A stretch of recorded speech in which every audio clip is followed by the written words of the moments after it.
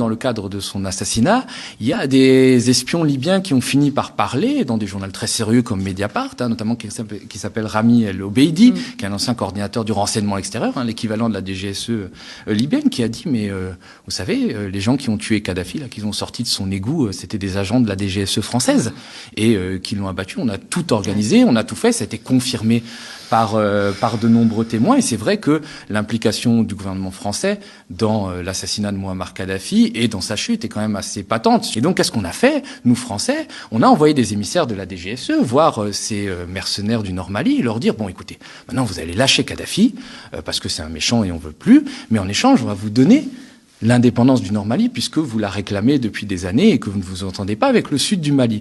Qu'est-ce qui s'est passé quand Kadhafi est tombé? Les arsenaux d'armes libyens ont été ouverts. Ces mercenaires-là sont repartis avec leurs armes au nord Mali, sauf qu'ils ne sont pas repartis tout seuls, puisqu'entre-temps, il y avait des djihadistes qui s'étaient infiltrés.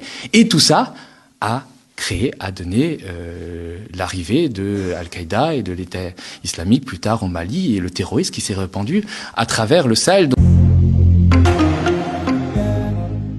On a multiplié un peu les coups foireux et les coups fumeux au nom de la France. On avait notamment des tentatives multiples de coups d'État, bien avant Nicolas Sarkozy, pour assassiner et renverser Mouammar Kadhafi, le guide libyen. D'ailleurs, il y a une affaire qui est complètement oubliée aujourd'hui.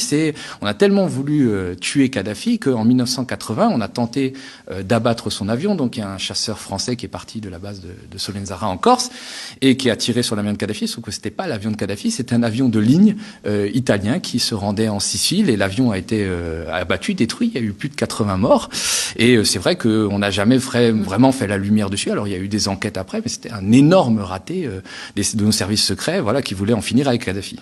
D'ailleurs, Thomas, des décennies plus tard, la France et notamment la DGSE s'impliqueront directement dans le renversement de Mouammar Kadhafi. On se souvient tous de ces images. C'est désormais confirmé, Dieu est grand. Notre correspondant à Tripoli nous confirme que Kadhafi a été tué et que son corps est à Misrata. Son fils Almo Atassem a lui été capturé, ainsi que le criminel et chef des renseignements Abdullah Al-Senoussi. On espère avoir des images bientôt. Alors on attend toujours une confirmation officielle ou pas du CNT, le nouveau pouvoir en Libye. Mouammar Kadhafi était né dans cette ville de Sirte. Sirte, sa ville natale, ce serait donc là protégé par un dernier carré de fidèles que l'ancien guide libyen aurait trouvé refuge.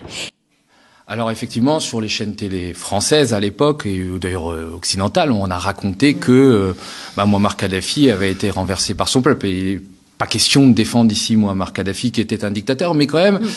On a un peu aidé le peuple libyen, on l'a même beaucoup aidé à renverser Mouammar Kadhafi. Et même dans le cadre de son assassinat, il y a des espions libyens qui ont fini par parler dans des journaux très sérieux comme Mediapart, notamment qui s'appelle Rami El Obeidi, qui est un ancien coordinateur du renseignement extérieur, l'équivalent de la DGSE libyenne, qui a dit mais vous savez, les gens qui ont tué Kadhafi, là, qu'ils ont sorti de son égout, c'était des agents de la DGSE française et qui l'ont abattu. On a tout organisé, on a tout fait, ça a été confirmé par de nombreux témoins. Et c'est vrai que l'implication du gouvernement français dans l'assassinat de Mouammar Kadhafi et dans sa chute est quand même assez patente, surtout que c'est pas forcément pour des motifs très nobles.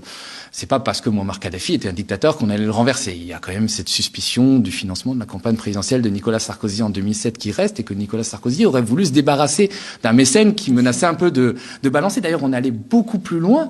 C'est que non seulement on s'est débarrassé de Kadhafi, mais à un moment, on a envoyé le service action de la DGSE, donc les commandos de la DGSE, essayer de se débarrasser de Saif al-Islam, qui était le fils de Kadhafi, qui est un peu le successeur de Kadhafi, qui, on se souvient à l'époque, était très médiatique. Donc on a envoyé un commando le liquider, sauf que, pas de chance, ils sont tombés sur un autre commando russe, celui-là qui était venu l'exfiltrer. Il y a eu même des affrontements entre les commandos, des commandos français, et il y a eu 3 morts parmi ces commandos français. Il y a eu vraiment un rôle catastrophique de la DGSE, parce qu'évidemment, au-delà de la chute de Kadhafi, que pas beaucoup de monde regrette, il y a eu la déstabilisation d'un pays, la Libye. On a fait absolument n'importe quoi pour, en fait, cette petite guéguerre privée qu'a menée Nicolas Sarkozy. On sait, par exemple, que, en fait, Mouammar Kadhafi était soutenu par des Touaregs qui étaient originaires du Mali, qui étaient du Nord Mali, et qui venaient combattre avec lui en tant que mercenaires. Et donc, qu'est-ce qu'on a fait, nous, Français? On a envoyé des émissaires de la DGSE voir ces mercenaires du Nord Mali et leur dire, bon, écoutez, maintenant vous allez lâcher Kadhafi, parce que c'est un méchant et on veut plus, mais en échange, on va vous donner l'indépendance du Nord Mali, puisque vous la réclamez depuis des années et que vous ne vous entendez pas avec le sud du Mali. Qu'est-ce qui s'est passé quand Kadhafi est tombé? Les arsenaux d'armes libyens ont été ouverts. Ces mercenaires-là sont repartis avec leurs armes au nord Mali, sauf qu'ils ne sont pas repartis tout seuls, puisqu'entre-temps, il y avait des djihadistes qui s'étaient infiltrés. Et tout ça a donné l'arrivée de Al-Qaïda et de l'État islamique plus tard au Mali, et le terrorisme qui s'est répandu à travers le Sahel. Donc forcément, des fois, notre renseignement extérieur a manqué sérieusement de jugeote.